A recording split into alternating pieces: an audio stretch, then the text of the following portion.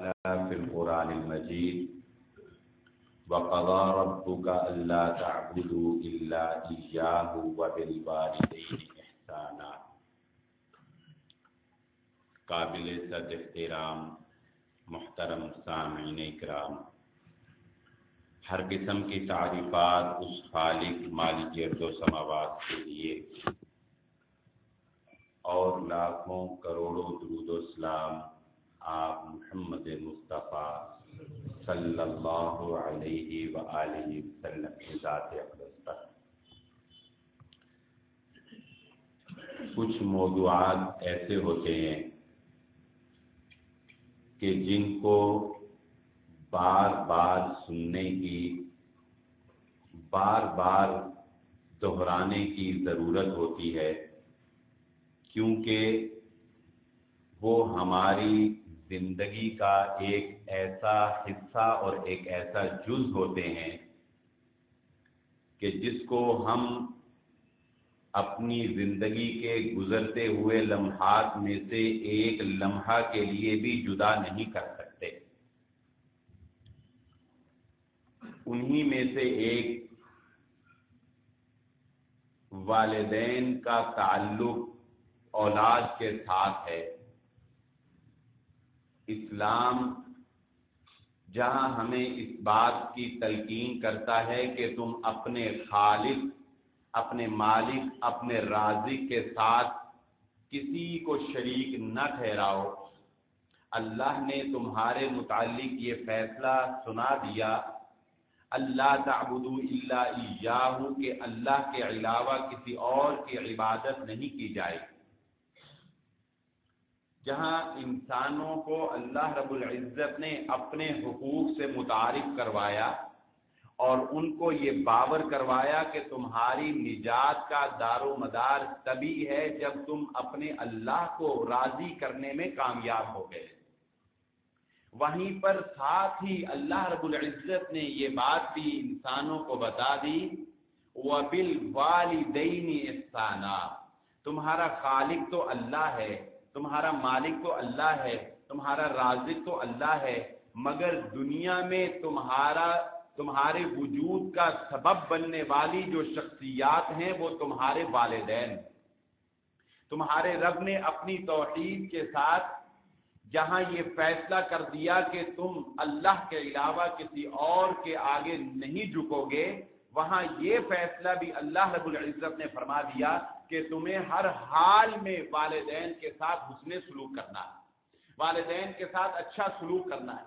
اما یبلغن عندک الکبر احدہما او کلاہما فلا تقل لہما اف، اگر وہ دونوں یا ان دونوں میں سے کوئی ایک تمہارے پاس بڑھاپے کی حالت میں پہنچ جائے، تمہیں یہ خوش نصیبی حاصل ہو جائے کہ تمہاری جوانی ہو اور تمہارے ماں باپ بوڑھے ہو جائیں، تو یاد رکھنا ان کے لیے عاجزی کی، ان کے لیے نرمی کی باہوں کو پھیلا دینا، ان کے ساتھ گفتگو کرنے میں نرم لہجہ رکھنا، ان کی ضروریات کا خیال رکھنا، ان کو کبھی بھی اف نہ کہنا، ان کو کبھی بھی طعنہ نہ دینا، ان کے آگے کبھی بھی اونچی آواز سے مت بولنا۔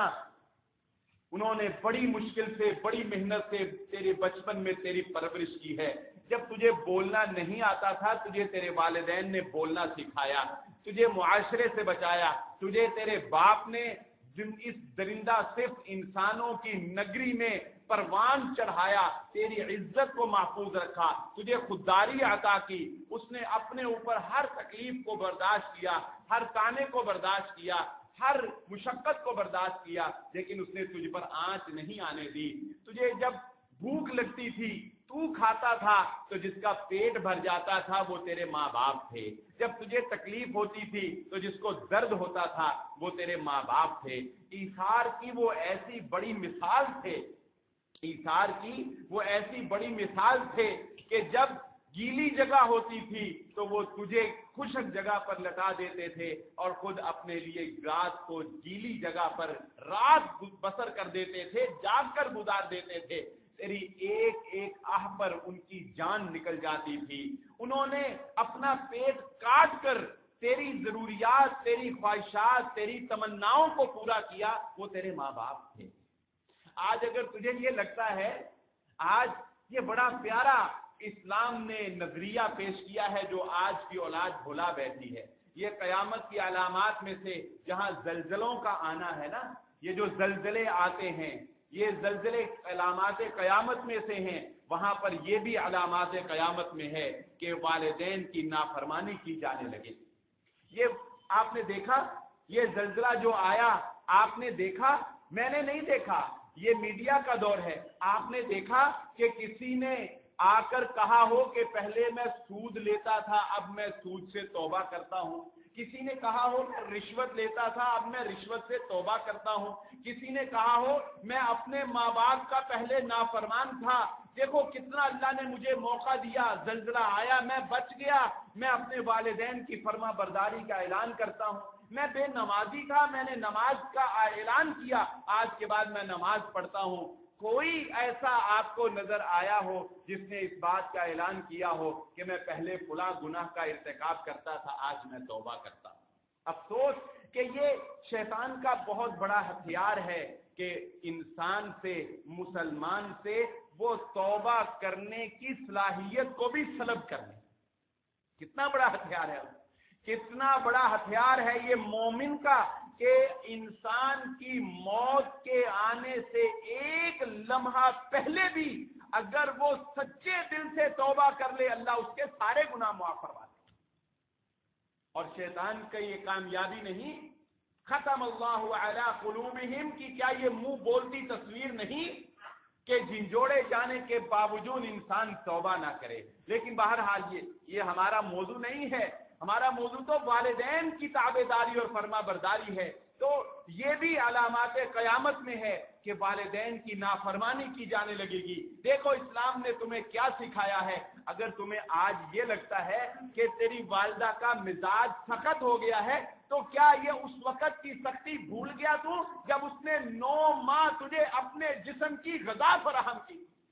کیوں تو آج تجھے یہ لگتا ہے کہ تیرا باپ کرخت مزاج ہو گیا، تیرا باپ نرم دل نہیں رہا، تیرا باپ چڑچڑا پن اس کے اندر آ گیا؟ اگر تجھے آج یہ لگتا ہے تو کیوں تو بھول گیا ان دنوں کو جب وہ دھوپ کی تپش برداشت کرتا تھا تیرے رزق کی خاطر، تجھے کھلانے کی خاطر، تیری تعلیم کی خاطر، تیرے افزائش کی خاطر اور دنیا میں تیرا نام بن جائے اس کی خاطر تو کیوں بھول گیا؟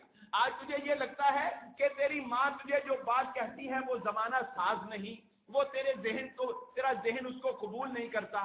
آج تجھے یہ لگتا ہے بچوں کے دادا دادی بچوں کی تربیت میں خلل ڈال رہے ہیں. تو کیوں بھول گیا اس وقت کو جب اس نے زندگی اور موت کی کشمکش میں اپنی تکلیف کو برداشت کر کے تجھے جنم دے کے دنیا میں تجھے وجود بخشا تھا؟ تو کیوں بھول گیا اس 2 سال کی مدت کو جب اس نے اپنے جسم کو کمزور کر کے اپنی پرواہ کیے بغیر تجھے 2 سال دودھ پلایا؟ تو کیوں بھول گیا ان جاگتی ہوئی راتوں کو جب وہ تجھے سلانے کی خاطر رات کو جاگا کرتے تھے؟ تجھے کیوں لگتا ہے آج وہ تیرے مزاج کے مطابق بات نہیں کرتے؟ کیوں بھول گیا؟ یہی بات انسان کو اللہ رب العزت باور کرواتے ہیں، وَقُلْ رَبِّ ارْحَمْهُمَا كَمَا رَبَّيَانِي صَغِيرًا. جب تم نے اللہ سے یہ دعا کرنی ہے نا تو دعا کر کے اللہ کو یہ بتانا کہ یا اللہ بچپن میں انہوں نے مجھ پہ بڑا رحم کیا تھا، آج تو ان کے اوپر رحم فرما، آج تو ان کے اوپر رحم فرما. کیوں؟ کیونکہ بچپن میں انہوں نے مجھ پہ بڑا رحم کیا تھا، میں کسی قابل نہیں تھا انہوں نے مجھے قابل بنا دیا تھا. انسان کبھی یہ نہ سمجھنا کہ آج تجھے معاشرے میں ایک نام مل گیا تو تیری اس میں کوئی کمال تھا. ہاں تجھے جو نوازا اللہ نے نوازا، مگر اس کے پس پردہ، اس کے پنہاں جو بات تھی وہ تیری ماں کی دعا تھی، وہ تیرے والدین کی دعائیں تھیں جنہوں نے اپنی دعا کا تجھ سے کبھی صلہ نہیں مانگا تھا، کبھی بدلہ نہیں مانگا تھا، کبھی تجھے جتلایا نہیں تھا انہوں نے کہ ہم تیرے لیے دعائیں کرتے ہیں تو ہمارے لیے فلاں کام کر. نہیں، کبھی نہیں جتلایا. اس سے بڑی مثال اور کیا ہو سکتی ہے کہ محمد الرسول اللہ صلی اللہ علیہ وآلہ وسلم نے غار میں، لمبی روایت ہے اس کا خلاصہ اور لب لباب آپ کے سامنے بیان کر دوں. غار میں پھنس جانے والے 3 اشخاص کا واقعہ اللہ کے نبی صلی اللہ علیہ وآلہ وسلم نے بیان فرمایا. انہوں نے آپس میں یہ فیصلہ کیا کہ اللہ رب العزت کے سامنے اپنی کوئی نیکی پیش کی جائے دعا کی قبولیت کے لیے یہ بھی ایک طریقہ ہے کہ اپنی کوئی خاص الخاص نیکی اللہ کے سامنے پیش کی جائے. تو انہوں نے یہ فیصلہ کیا کہ ہم اپنی کوئی نیکی اللہ کے سامنے پیش کریں تاکہ اللہ ہماری دعا کو قبول فرما لے. ان میں سے ایک وہ خوش نصیب تھا جو کہنے لگا یا اللہ تجھے پتا ہے میں اپنی جانوروں کا بکریوں کا جب بھی دودھ گھر لایا کرتا تھا میں سب سے پہلے اپنے ماں باپ کو پلایا کرتا تھا, اس کے بعد اپنے بیوی بچوں کی طرف توجہ کرتا تھا. اے اللہ تو جانتا ہے ایک دن میں گھر آیا میرے ماں باپ سو گئے تھے اللہ تو جانتا ہے میں نے ان کو نیند سے بیدار کرنے کی جرت نہیں کی اور میں نے اپنا یہ طریقہ بھی چھوڑنا گوارا نہ کیا. میں ساری رات دودھ کو لے کر ان کے سرہانے بیٹھا رہا. اللہ تو جانتا ہے میرے بچے دودھ کے لیے روتے رہے مگر میں اپنے ماں باپ کے سرہانے بیٹھا رہا. اللہ تو جانتا ہے میں نے ان کو دودھ پلایا پھر اپنے بیوی بچوں کو پلایا. اگر تجھے میری یہ نیکی پسند ہے تو اس پتھر کو ہٹا دے.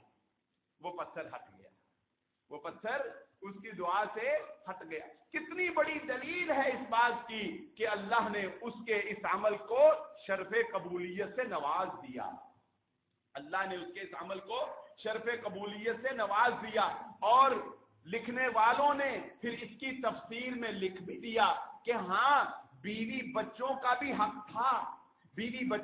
حق تھا. اگر وہ ماں باپ سے پہلے بیوی بچوں کو پلا دیتا تو کوئی گناہ نہ کرتا. بتائیے کوئی گناہ تھا, کوئی غلطی کی اس نے؟ اپنے ماں باپ سے پہلے اگر بیوی بچوں کو پلا دیتا تو کوئی غلطی کرتا؟ کوئی غلطی نہ کرتا. مگر والدین کو ترجیح دینے کی اس کی یہ نیت اللہ کو اتنی پسند آئی کہ اللہ نے اس کے عمل کو قبول فرما دیا. والدین کو عزت, والدین کو مقام و مرتبہ اور اپنے بیوی بچوں پر اس حد تک ترجیح دینا اللہ رب العزت کو اتنا پسند آیا کہ اللہ نے اس کی دعا کو قبول فرما دیا. یہ ہے. اور کبھی آپ نے اس پر عمل کیا؟ کبھی جا کر گھر اپنی ماں کا بوسہ لیا ہو, کبھی باپ کا بوسہ لیا ہو, کبھی قدموں کا, اپنی ماں کے قدموں کا کبھی بوسہ لیا ہو, کبھی وہ بیمار ہو تو اس کے قدم کا بوسہ لے کر دیکھنا, کبھی وہ تمہارے سر پر ہاتھ رکھے تو اس کے ہاتھوں کا بوسہ لے کر دیکھنا. اس میں بھی اللہ رب العزت نے ایک حلاوت رکھی ہے. ہاں بزرگوں کا, ہاں عظیم شخصیات کا بوسہ لینے کے بارے میں آپ کو ایک روایت سنا دیتا ہوں. بوسہ لینا کیسا ہے اس میں بہت سی روایات ہیں. اس کے جواز کی ایک حدیث آپ کو سنا دیتا ہوں کہ دو یہودی آپس میں باتیں کرتے ہیں. ایک دوسرے کو کہتا ہے آؤ چلو اس نبی کے پاس چلتے ہیں اور اس سے جا کر کوئی سوال کرتے ہیں. دوسرا کہنے لگا اس کو نبی نہ کہو, اگر اس نے سن لیا تو وہ پھولے نہیں سمائے گا, نعوذ باللہ. یعنی مانتے تو تھے کہ وہ نبی ہیں لیکن آپس میں کہتے ہیں نبی نہ کہو. تو دونوں آئے, آ کر اللہ کے نبی صلی اللہ علیہ وآلہ وسلم سے, یہودی تھے پرانی باتوں کو جانتے تھے, تو اللہ کے نبی صلی اللہ علیہ وآلہ وسلم سے انہوں نے سوالات کیے. نبی صلی اللہ علیہ وآلہ وسلم نے درست جوابات دیے. آپ سچے نبی تھے اور وہ بھی یہی جاننا, مزید تصدیق کرنا چاہتے تھے, جانتے تو تھے. تو جب نبی صلی اللہ علیہ وسلم نے ٹھیک جواب دے دیے تو واپس جاتے ہوئے انہوں نے اللہ کے نبی صلی اللہ علیہ وآلہ وسلم کا ہاتھ اور نبی صلی اللہ علیہ وسلم کے قدموں کا بوسہ لیا. نبی صلی اللہ علیہ وسلم کے ہاتھوں کا اور نبی صلی اللہ علیہ وسلم کے قدموں کا بوسہ لیا.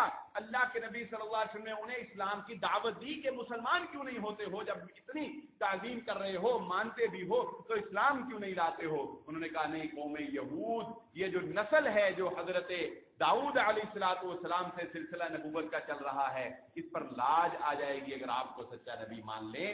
ہم یہ بات برداشت نہیں کر سکتے. بہرحال اس حدیث سے علماء نے یہ مسئلہ اخذ کیا کہ کسی بزرگ شخصیت کا بوسہ لینا, اس کے قدموں کا بوسہ لینا, اس کے ہاتھوں کا بوسہ لینا, یہ درست عمل ہے. اللہ کے نبی صلی اللہ علیہ وسلم نے ان کو ایسا کرنے دیا اور اس سے ممانعت نہیں فرمائی. اور بھی دلائل اس کے بارے میں موجود ہیں. تو یہ میں ایک ترغیب دلا رہا ہوں کتنی خوشی ہوتی ہوگی ماں باپ کو، یہ ماں باپ ہی جان سکتے ہیں کہ جب بچہ ان کے ہاتھ کا بوسہ لے گا، جب بچہ ان کے قدموں کا بوسہ لے گا، کہ محمد الرسول اللہ صلی اللہ علیہ وآلہ وسلم نے ارشاد فرمایا، اللہ کو راضی کرنا چاہتے ہو، کوئی دن کا عابد ہو، دن کا صائم ہو، راتوں کو تہجد گزار ہو اور قرآن کی تلاوت کثرت سے کرنے والا ہو، یاد رکھ لو کبھی اپنی نیکی پہ مان نہ کرنا، کوئی فائدہ نہیں ہوگا اس عبادت کا کہ اگر تیرے والدین تجھ سے ناراض ہیں، کیونکہ اللہ کے نبی صلی اللہ علیہ وسلم نے فرمایا اللہ کی رضا والدین کی رضامندی میں ہے اور اللہ کی ناراضگی والدین کی ناراضگی میں ہے۔ جس کے والدین اس سے ناراض ہوں وہ کبھی یہ نہ سمجھے کہ وہ اپنے سجدوں سے اللہ کو راضی کر سکتا ہے، کہ والدین تو کافر بھی ہوں تب بھی اسلام یہ اجازت نہیں دیتا کہ ان کے ساتھ بدسلوکی کی جائے، ان کے آگے بولا جائے، ان کو برا بھلا کہا جائے۔ کہ حضرت ابو ہریرہ رضی اللہ تعالی عنہ اللہ کے نبی صلی اللہ علیہ وآلہ وسلم کی خدمت میں حاضر ہوئے، ہاں اپنے والد، یہ اس حدیث سے یہ پتا چلے گا کہ اپنے والدین، اگر کسی کا باپ، کسی کی ماں وہ راہ ہدایت پر نہیں ہے تو اس کو دعوت دو اور کسی نیک انسان سے جا کر ان کی ہدایت کے لیے دعا کرواؤ۔ کہ حضرت ابو ہریرہ رضی اللہ تعالی عنہ اللہ کے نبی صلی اللہ علیہ وآلہ وسلم کی خدمت میں حاضر ہو کر کہتے ہیں، اے اللہ کے نبی صلی اللہ علیہ وسلم میری والدہ مسلمان نہیں ہے اور یہ بات مجھے بہت تکلیف دیتی ہے، میں ان کی خدمت کرتا ہوں، میں ان کی تابعداری کرتا ہوں، میں ان کا حکم بجا لاتا ہوں، لیکن جب میں یہ دیکھتا ہوں کہ وہ مسلمان نہیں ہیں یہ بات مجھے بڑی تکلیف دیتی ہے۔ آپ دعا کریں اللہ ان کو اسلام کی توفیق دے دے۔ اللہ کے نبی صلی اللہ علیہ وآلہ وسلم نے دعا کی، حضرت ابو ہریرہ واپس پلٹے، گھر پر دستک دی، والدہ نے کہا ٹھہر جاؤ، اندر سے غسل کرنے کی آواز آ رہی، پانی کے بہانے کی آواز آ رہی تھی۔ جب دروازہ کھولا والدہ نے کہا ابو ہریرہ میں غسل کر رہی تھی، خوش ہو جاؤ کہ میں نے اسلام قبول کر لیا۔ یہ طریقہ ہے والدین کو راہ راست پر ہدایت پر لانے کا، یہ طریقہ ہے۔ ان کے ساتھ حسن سلوک کرو، ان کے ساتھ اچھے طریقہ سے پیش آؤ اور اس کے بعد دعا کرو خود بھی اور دعا کرواؤ ان کے لیے بھی۔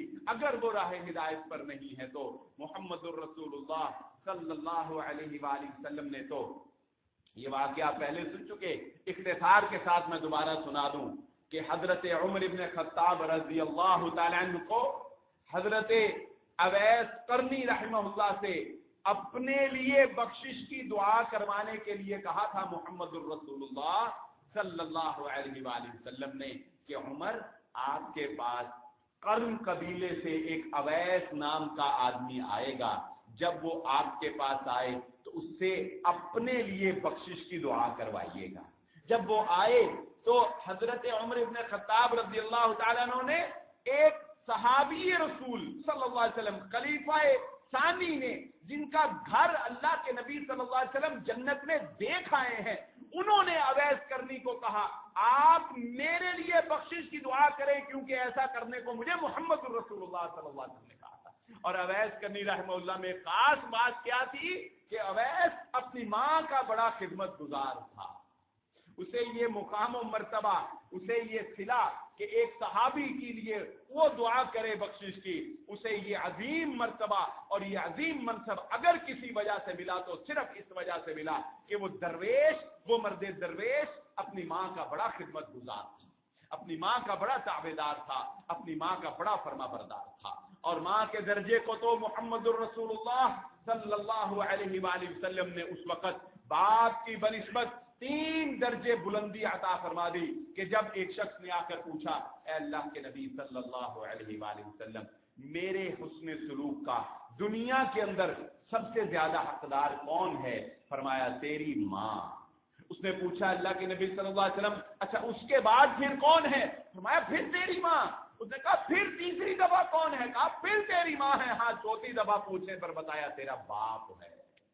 ماں کا درجہ تو یہاں تک ہے، محمد الرسول اللہ صلی اللہ علیہ وسلم نے 3 درجے باپ کی نسبت ماں کو عظیم درجہ عطا فرما دیا۔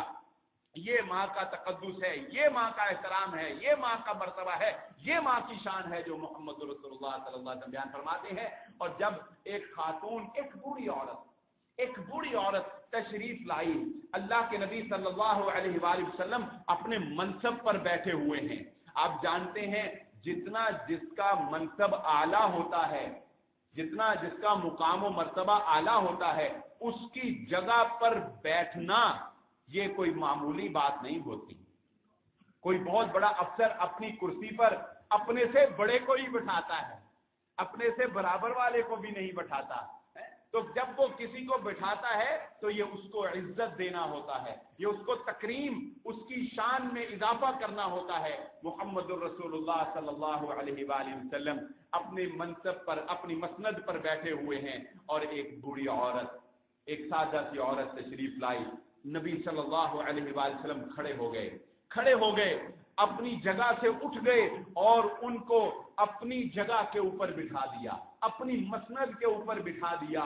جب وہ چلی گئیں تو پوچھنے والوں نے پوچھا، اے اللہ کے نبی صلی اللہ علیہ وسلم، آپ کا مقام و مرتبہ تو کیا بات ہے، یہ عورت کو ایسی کون سی خاصیت تھی، اس میں کون سی ایسی خوبی تھی، کون سے ایسا کمال تھا کہ آپ اپنی جگہ سے اٹھ گئے اور اپنی جگہ پر اس عورت کو بٹھا دیا؟ اللہ کے نبی صلی اللہ علیہ وسلم نے فرمایا، یہ وہ عورت ہے کہ جس نے مجھے اپنا دودھ پلایا ہے، یہ میری رضائی والدہ ہے، یہ میری حقیقی نہیں، یہ میری رضائی ماں ہے جس نے مجھے دودھ پلایا ہے۔ میں نے اس کو یہ تکریم، اس منصب، اس مقام کی وجہ سے دی ہے کہ یہ تو صرف والدین کا تعلق ہے، یہ تو ماں کا تعلق ہے، یہ تو باپ کا تعلق ہے۔ ایک شخص محمد الرسول اللہ صلی اللہ علیہ وآلہ وسلم کے پاس آیا، ان الحسنات یذہبن السیئات، نیکیوں سے بھی اللہ رب العزت ہمارے صغیرہ گناہوں کو مٹا دیتا ہے۔ نیکیاں صرف 2 نفل پڑھ لینے سے ہی گناہ معاف نہیں ہوتے، صرف نماز پڑھ لینے سے ہی گناہ معاف نہیں ہوتے۔ اللہ، نماز تو فرض ہے۔ اللہ کے نبی صلی اللہ علیہ وآلہ وسلم کے پاس ایک شخص آیا، آ کر کہنے لگا، اے اللہ کے نبی صلی اللہ علیہ وسلم، پہاڑ کی اوٹ میں کسی عورت سے کچھ تھوڑی بہت غلطی کر بیٹھا ہوں۔ نبی صلی اللہ علیہ وآلہ وسلم نے فرمایا، تیری ماں زندہ ہے؟ اس نے کہا، نہیں ہے اللہ کے نبی صلی اللہ علیہ وسلم، میری والدہ وفات پا گئی۔ نبی صلی اللہ علیہ وآلہ وسلم نے فرمایا، اچھا تیری خالہ حیات ہیں، ماں کی بہن زندہ ہے؟ اس نے کہا، جی اے اللہ کے نبی صلی اللہ علیہ وسلم، میری خالہ زندہ ہے۔ اللہ کے نبی صلی اللہ علیہ وسلم نے فرمایا، جاؤ اپنی خالہ کے ساتھ صلہ رحمی کرو، اس کی خدمت کرو، اس کے کام آؤ، اس کی کوئی خدمت کرو۔ اسی وجہ سے، اسی خدمت کی وجہ سے اللہ تیرے گناہ کو معاف فرما دے۔ ماں کی خدمت تو کیا درجہ رکھتی ہوگی، ماں کی بہن خالہ کی خدمت پر بھی اللہ کے نبی صلی اللہ علیہ وسلم فرما رہے ہیں کہ تمہارے گناہوں کو معاف کر دیا جائے گا۔ اور آج رزق کا متلاشی انسان اس بات کو کیوں بھول گیا؟ اللہ یبسط الرزق لمن یشاء ویقدر، اللہ جس کے لیے چاہتا ہے رزق کو کشادہ کر دیتا ہے۔ اور محمد الرسول اللہ صلی اللہ علیہ وسلم نے فرمایا، من اراد ان یبسط له فی رزقه فلیصل رحمہ، جو یہ چاہتا ہے کہ اس کے رزق میں کشادگی پیدا کر دی جائے، برکت پیدا کر دی جائے، اسے چاہیے رشتہ داروں کے ساتھ صلہ رحمی کرے، رشتہ داروں کے کام آئے۔ رشتہ دار کون ہوتے ہیں؟ ماں کے تعلق سے، باپ کے تعلق سے رشتہ دار بنتے ہیں، یہ خونی رشتہ دار ہیں، یہ رحم کے رشتے ہیں۔ انسان کو چاہیے اگر اپنی عمر میں، اپنے رزق میں برکت چاہتا ہے، صلہ رحمی کرے، صلہ رحمی کرے، ماں باپ کے رشتہ داروں کے ساتھ حسن سلوک کرے۔ کہ اس سے بھی آگے دیکھ لیجئے، یہ تو ماں اور پھر رضائی ماں اور پھر خالہ کی مثال آپ کو دی، ماں کا درجہ، پھر رضائی ماں کا درجہ بتایا، پھر خالہ کا درجہ بتایا۔ اب اس سے بھی آگے سن لیں کہ حضرت عبداللہ ابن عمر رضی اللہ تعالی عنہ راستے میں جا رہے ایک بدو دیہاتی، سادہ سا آدمی ملا، سادہ سا بدو، سواری سے اترے، اس کو ملے، خوش دلی کے ساتھ گلے لگا کر، اور اپنے سر سے اپنا امامہ اتار کر اس کے سر پر رکھ دیا۔ یعنی آپ اندازہ کریں کہ صحابہ اکرام کس طرح کسی دوسرے کی تکریم کیا کرتے تھے، کس طرح کسی دوسرے کو عزت دیا کرتے تھے، کہ پھر جب وہ چلا گیا تو آپ کے ساتھ ایک آپ کا ساتھی تھا، اس نے کہا آپ نے اس دیہاتی آدمی کو اتنی تکریم دی، اتنی عزت دی، یہ بیچارے سادے سے لوگ ہوتے ہیں، تھوڑی سی بات پر بھی بڑے خوش ہو جاتے ہیں، اگر آپ اس کو صرف اتر کے مل ہی لیا تھا نا یہ بھی بڑا کافی تھا، بڑا خوش ہوا تھا وہ۔ حضرت عبداللہ بن عمر رضی اللہ تعالیٰ عنہ فرمانے لگے تم نہیں جانتے اس کا میرے ساتھ تعلق کیا تھا؟ اس نے پوچھا کیا تعلق تھا؟ فرمایا اس کا باپ میرے باپ عمر ابن خطاب رضی اللہ تعالیٰ عنہ کا دوست تھا۔ بتائیں ذرا کیا تعلق؟ ڈائریکٹ نہیں بلکہ میرا باپ اس کے باپ کا دوست تھا، یہ آپس میں دوستی تھی، گویا کہ یہ میرے باپ کے دوست کا بیٹا تھا، اس لیے میں نے اس کو یہ عزت دی، اس لیے میں نے اس کی یہ تکریم کی ہے۔ یہ وہ نسبت ہے جو ماں باپ کو صحابہ اکرام نسبت کی وجہ سے بھی تکریم اور عزت دیا کرتے تھے۔ بھول گیا ہے آج کا انسان کے والدین کا تقدس کیا ہے، والدین کا احترام کیا ہے۔ آج کے انسان کو تو والدین پر خرچ کرتے ہوئے بھی بخل جو ہے وہ آڑے آ جاتا ہے کہ محمد الرسول اللہ صلی اللہ علیہ وآلہ وسلم کے پاس ایک گلہ لے کر اپنی طرف سے ایک شکایت لے کر آیا۔ کس کی شکایت تھی؟ اپنے باپ کی شکایت، اپنے باپ کی شکایت لے کر آیا اور محمد الرسول اللہ صلی اللہ علیہ وآلہ وسلم کو کہنے لگا، مختلف روایات ہیں، کہنے لگا اے اللہ کے نبی صلی اللہ علیہ وسلم میرا باپ میرے مال میں سے مجھ سے مانگتا ہے، بعض روایات میں آتا ہے یہ میرا باپ میرے مال میں سے خرچ کرتا ہے، میرا باپ میرے مال میں سے خرچ کرتا ہے، کماتا میں ہوں اور یہ خرچ کرتا ہے، کماتا میں ہوں یہ مجھ سے مانگتا ہے۔ محمد الرسول اللہ صلی اللہ علیہ وسلم نے فرمایا تجھے کوئی غلط فہمی ہو گئی ہے، تم اپنے مال کی بات کرتا ہے، تو خود بھی اور تیرا مال بھی دونوں تیرے باپ کی ملکیت ہے، دونوں تیرے باپ کے، یعنی یہ بات کوئی معمولی نہیں ہے۔ والدین کی ضروریات کا خیال رکھا کرو، والدین کی ضروریات کو پورا کیا کرو، پہلے والدین کو دیکھا کرو پھر بیوی بچوں کو دیکھا کرو، پہلے والدین کے کپڑے کو دیکھا کرو پھر بیوی بچے کے کپڑے کو دیکھا کرو، کسی کے حقوق کو پامال نہ کرو۔ یہ نہیں اسلام کہتا کہ والدین کی تابعداری میں بیوی کو وہ نیچے گرا دو، بچوں کو نیچے گرا دو، نہیں، اسلام کہتا ہے ترجیح کس کو دینی ہے، ترجیح تمہیں والدین کو دینی ہے۔ اسلام کہتا ہے تابعداری فرما برداری کس کی کرنی ہے، تابعداری اور فرما برداری والدین کی کرنی ہے، کہ ان کی رضا میں اللہ کی رضا ہے، ان کی ناراضگی میں اللہ کی ناراضگی ہے۔ اور ایک اب آخری نقطے کی بات سناتا ہوں۔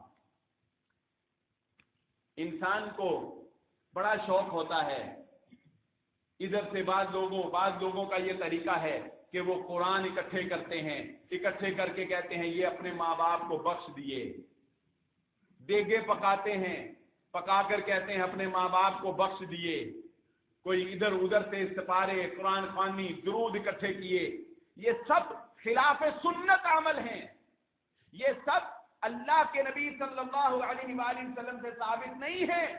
اے مسلمان ذرا اپنی محبت اپنے والدین سے غور تو کر، تجھے اپنے والدین سے اتنی الفت ہے کہ ان کو تیرے عمل کی جزا ملے گی، تو قرآن پڑھے گا ان کو ثواب ملے گا، تو نماز پڑھے گا ان کو ثواب ملے گا، تو کوئی نیکی کا کام کرے گا ان کو ثواب ملے گا، تجھے اتنی بھی توفیق نہیں کہ اسی نیت سے نیکی کر لے کہ چلو اس کا فائدہ میرے ساتھ ساتھ میرے ماں باپ کو بھی ہوتا ہے، ان کے لیے بھی تجھے دوسروں کے پڑھے قرآن چاہیے، دوسروں کے پڑھے درود چاہیے، دوسروں کی پڑھی ہوئی کی ہوئی نیکیاں تجھے چاہیے، تو اپنے ماں باپ کے لیے نیکی نہیں کر سکتا، نماز نہیں پڑھ سکتا، دو نفل نہیں پڑھ سکتا، کہ محمد الرسول اللہ صلی اللہ علیہ وآلہ وسلم نے فرمایا تھا کہ ایک شخص وفات پا گیا، جنت میں چلا گیا، جنت میں بیٹھے بیٹھے اس کے درجات کو بلند کر دیا گیا، فرشتوں سے اس نے پوچھا میں نے کوئی نیکی نہیں کی، پھر میرے درجے کو کیسے بلند کر دیا گیا؟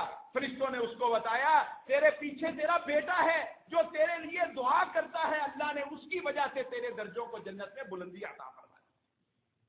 خود نہیں کر سکتے اپنے ماں باپ کے لیے دعا، اتنے کمزور ہو گئے ہو، یہ محبت رہ گئی ہے تمہیں اپنے ماں باپ سے.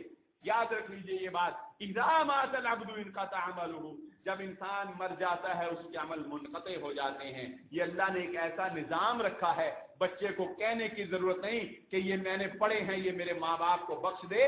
اللہ نے نظام رکھ دیا ہے. محمد الرسول اللہ صلی اللہ علیہ وسلم نے فرما دیا ہے کہ نیک اولاد مرنے کے بعد بھی انسان کے لیے باعث منفعت ہے, مرنے کے بعد بھی انسان کو فائدہ دیتی ہے.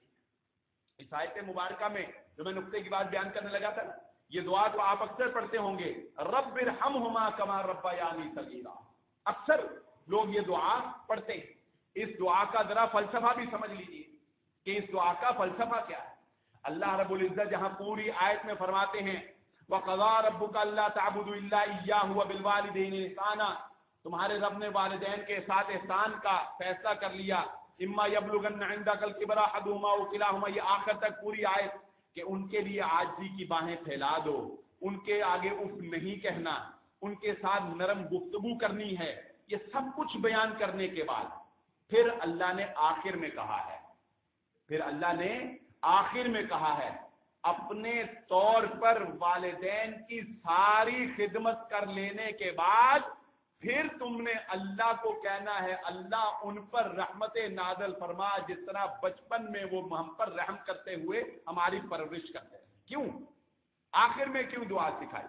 اس لیے سکھائی کہ اے بچوں تم جتنی مرضی تابعداری کر لو, جتنی مرضی فرما برداری کر لو, جو احسان ماں باپ نے بچپن میں تم پر کر دیے ہیں تم ان کا حق ادا نہیں کر سکتے, تم ان کا حق ادا نہیں کر سکتے. ہاں اگر ان کا حق کوئی ادا کر سکتا ہے تو وہ اللہ ہے جو حق ادا کر سکتا ہے. تم اللہ سے کہو, خود تو جو کر لیا سو کر لیا, مکمل حق ادا نہیں ہو سکے گا. پھر اللہ سے کہو اللہ تو ان کے باقدر, ان کے مقام و مرتبے کے باقدر ان کے اوپر رحمت نازل فرما دے. یہ ہے اس دعا کا فلسفہ جو ہم روایتی انداز میں پڑھ جاتے ہیں, رب ارحمہما کما ربیانی صغیرا. یہ ہے فلسفہ کہ انسان کبھی بھی اپنے ماں باپ کی ان خدمات کا جو انہوں نے اولاد کے لیے کی ہوتی ہے حق ادا نہیں کر سکتا. اور حق ادا کیسے کر سکتا تھا کہ جب ایک ماں اور ایک باپ تجھ پر خرچ کرتے تھے تو وہ اپنی فقر کا کوئی خیال نہیں کرتے تھے, ان کو کبھی بخیلی آڑے نہیں آئی تھی, اور وہ تیری زندگی کی دعا کرتے تھے, تیری جوانی کو دیکھتے تھے. آج تو ان کی خدمت بجا لاتا بھی ہے تو دل کے ایک کونے میں ان کی موت کا انتظار کر رہا ہوتا ہے. وہ تیری جوانی کے منتظر تھے, وہ تجھے بڑا دیکھنا چاہتے تھے. یہ فرق اتنا گہرا ہے کہ انسان اپنے کندھوں پر اٹھا کر اپنی ماں کو بیت اللہ کے طواف بھی کروا دے تو وہ حق ادا نہیں کر سکتا, وہ حق ادا نہیں کر سکتا. آج کی گفتگو کا لب لباب یہی ہے, یہ بڑھتی ہوئی نافرمانی اور بالخصوص نوجوان نسل کی بڑھتی ہوئی نافرمانی, بچیوں کی بھی اور بچوں کی بھی.